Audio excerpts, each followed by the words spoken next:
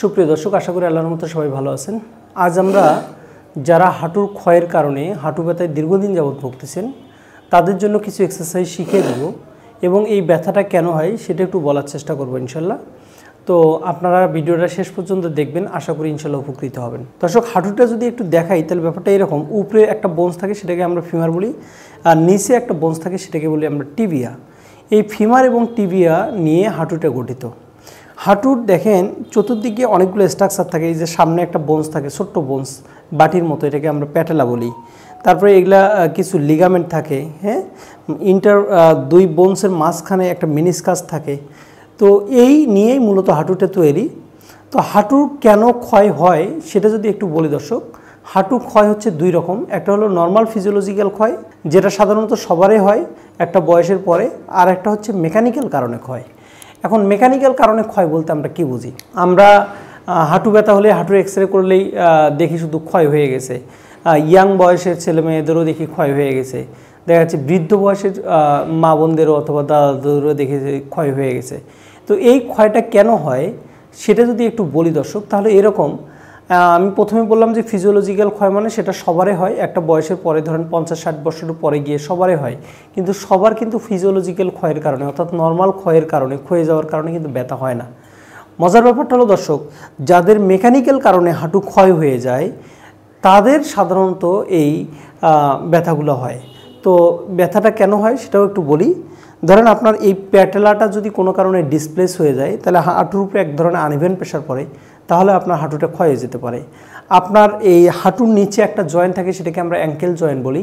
এই অ্যাঙ্কেল জয়েন্টটাও যদি কোনো কারণে ইমব্যালেন্স হয়, ইমব্যালেন্স হওয়ার কারণে আপনার হাঁটুতে এক ধরনের আনইভেন প্রেশার পড়ে, যার কারণে হাঁটুতে মিনিসকাস ইনজুরি হতে পারে, অর্থাৎ কার্টিলেজগুলো ক্ষয়ে যেতে পারে। তো এই মূলত ক্ষয়ে যাওয়ার কারণ। এখন এই ক্ষয়ে গেলে আপনাদের হাঁটুতে তো ব্যথা হবেই এবং সাথে সাথে আরও কিছু কমপ্লেইন হয়। পেশেন্টগুলো এরকম বলে যে সিঁড়ি দিয়ে ওঠানামা করতে কষ্ট হয়, নিচে বসতে গিয়ে অনেক কষ্ট হয়, বসার থেকে যখন দাঁড়াবে তখন অনেক কষ্ট হয়, শোয়ার থেকে যখন উঠবে বিশেষ করে সকালে তখন পা ফেলতে অথবা পা সোজা করতে, ভাঁজ করতে অনেক কষ্ট হয়, তারপরে আপনার রিস্কায় উঠতে গিয়ে অনেক কষ্ট হয়। এই কমপ্লেইনগুলোই করে সাধারণত দর্শক।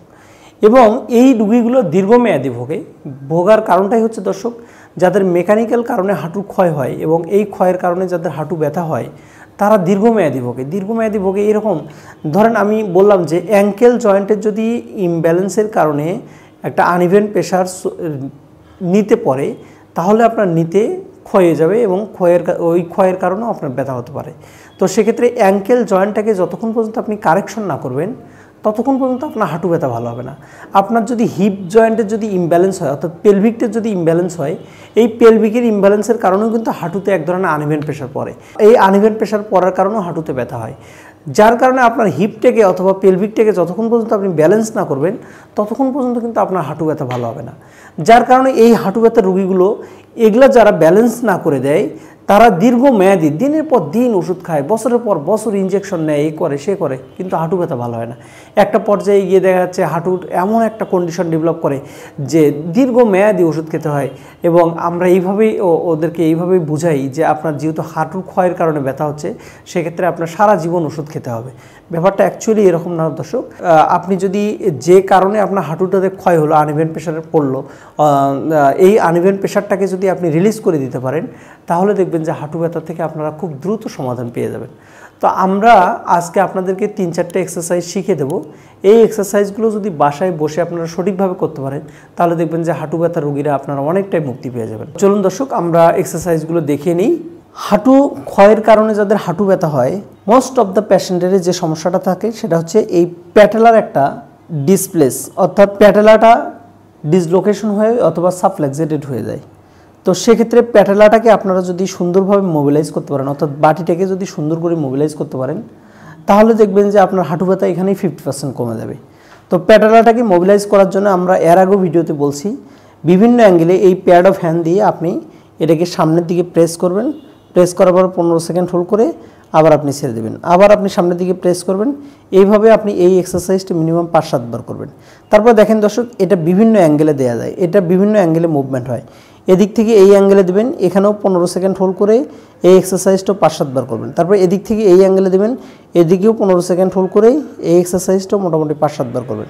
তারপর প্যাটেলার চতুর্দিকে যে মাসলগুলো আছে সেগুলোকে যদি আপনারা একটু প্রেস করেন তাহলে দেখবেন যে এই প্যাটেলার যে ডিসপ্লেসমেন্ট সেটা মোটামুটি পজিশনে চলে আসবে।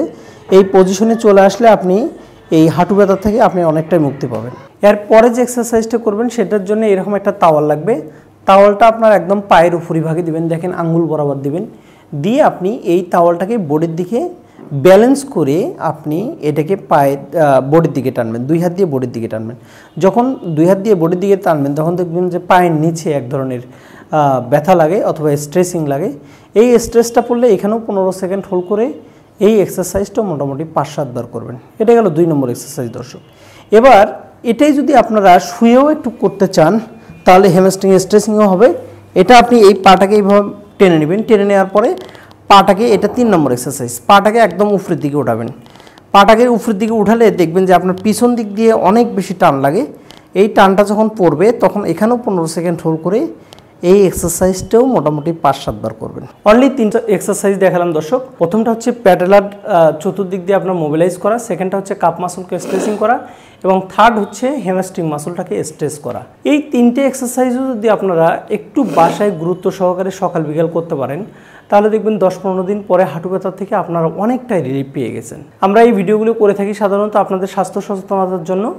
তো সেক্ষেত্রে ভিডিওটা দেখে যদি আপনারা উপকৃত হন তাহলে ভিডিওটাতে অবশ্যই লাইক দিবেন, এবং ব্যথা সম্পর্কিত যদি কোনো প্রশ্ন থাকে তাহলে অবশ্যই আমাদেরকে কমেন্ট করে জানাবেন, আমরা সেই অনুযায়ী ইনশাল্লাহ সমাধান দেওয়ার চেষ্টা করব।